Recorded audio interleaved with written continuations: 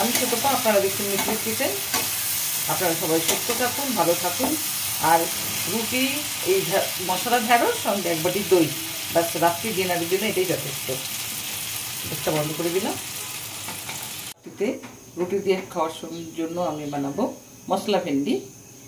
আমি ছোটপা, আপনারা দেখছেন মিথিলিস কিচেন। মশলা ভেন্ডিটা আমি কীভাবে বানাই আপনারা একটু অবজার্ভ করুন বা দেখুন। সসপ্যানে আমি একটু তেল দিয়ে দিচ্ছি।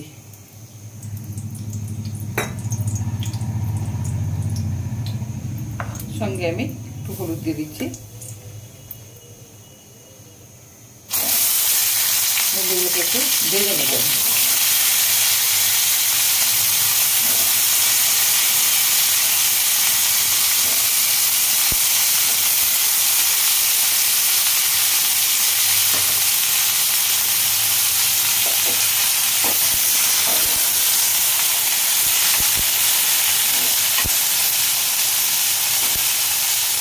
আমি ইনগ্রিডিয়েন্টস আর আলাদা করে দেখাচ্ছি না, একটা একটা দেবো, এইভাবেই দেখে দেবো। এখানে নুন বা হলুদ কিছু দিয়ে এমনি ভেজে নিয়েছি। এবারে আমি ঢেলে দিচ্ছি।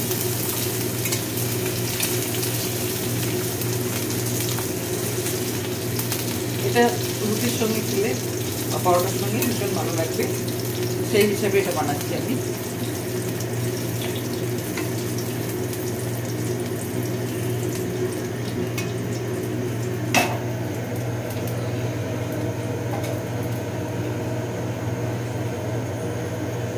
আর একটু তেল দিয়ে দেবো।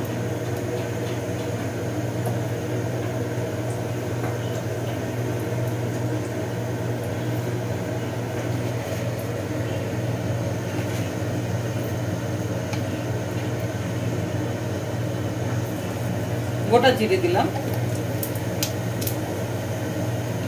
একটু হিং দিলাম,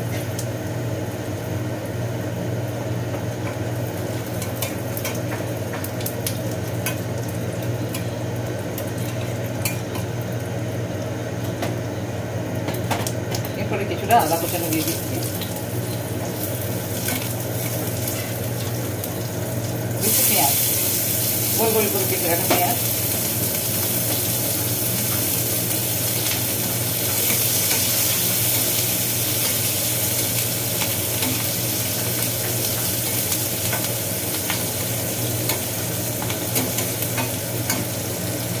দিয়ে দেবো। প্রথমে দেবো তরকারিতে পরিমাণ মতো হলুদ,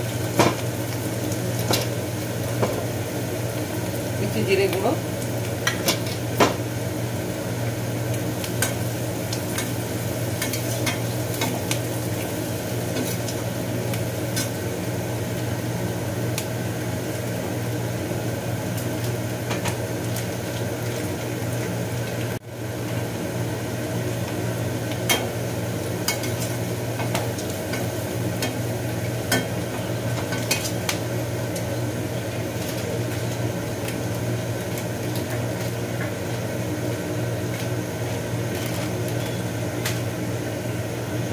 দিচ্ছি একটু বেসন,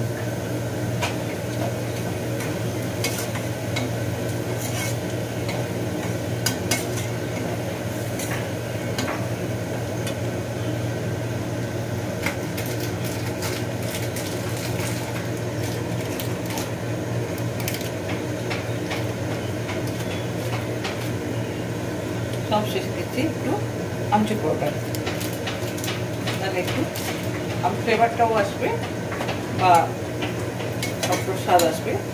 হয়তো আপনারা বলবেন আম দিচ্ছি না কেন, এটা একটা আলাদা টেস্ট আসবে, আমেরও একটা আলাদা টেস্ট আসবে।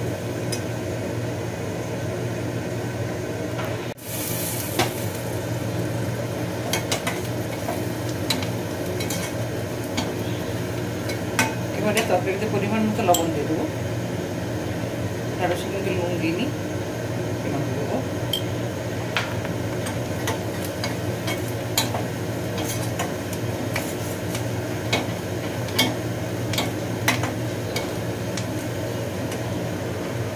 একটু জল,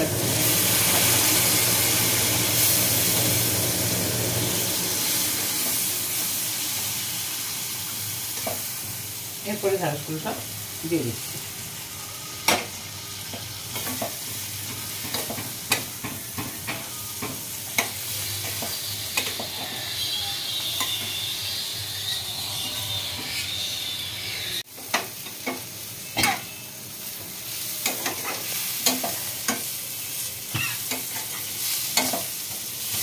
মশলার সঙ্গে ভাজা হয়ে গেছে, একটু জল দিয়ে দেবো।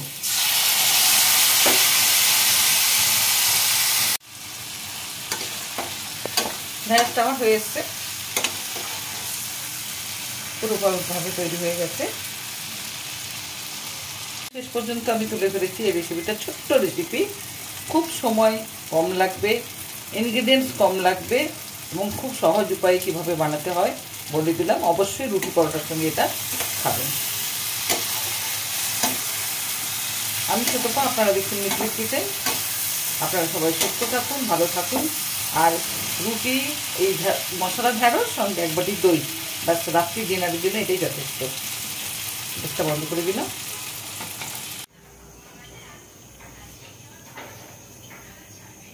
পুরোপুরিভাবে মশলা ঢ্যাঁড়সটা তৈরি হয়ে গেছে। অবশ্যই আপনারা বাড়িতে বানিয়ে খাবেন। আজ এই পর্যন্ত। আপনারা সবাই সুস্থ থাকুন, ভালো থাকুন।